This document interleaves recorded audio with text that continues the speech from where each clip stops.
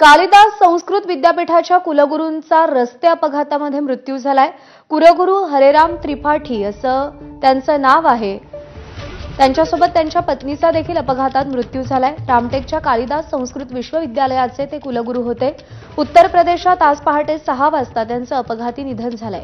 रामटेकवरून उत्तर प्रदेशातील मूळ गावी जात असताना त्यांचा अपघात झालाय।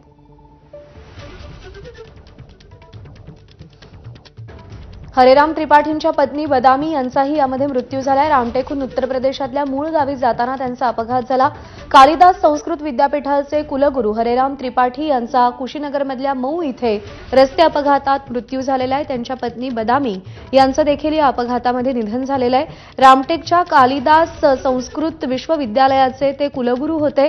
उत्तर प्रदेशात आज पहाटे अपघातादरम्यान त्यांचा मृत्यू झालेला आहे। हरेराम त्रिपाठींच्या पत्नी बदामी यांचाही मृत्यू झालाय। कालिदास संस्कृत विद्यापीठाच्या कुलगुरूंचा रस्ते अपघातात मृत्यू झालाय। हरेराम त्रिपाठी आणि त्यांच्या पत्नी बदामी यांचा रस्ते अपघातात मृत्यू झालाय। रामटेकच्या कालिदास संस्कृत विश्वविद्यालयाचे ते कुलगुरू होते। रामटेकवरून त्यांच्या मूळ गावी जात असताना हा अपघात झालाय। तुषार कोहळे आपल्याला अधिक अपडेट देतील। तुषार, ही संपूर्ण घटना आहे।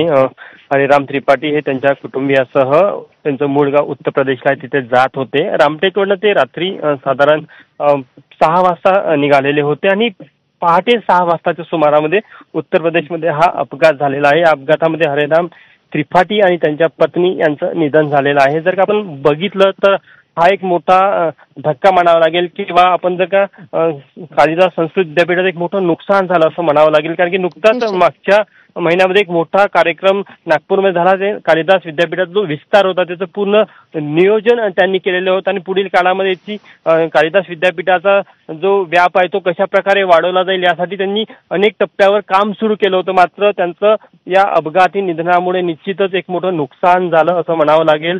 ते संस्कृतचे मोठे विद्वान होते, साहित्यिक होते आणि त्यांचं मोठं नाव होतं।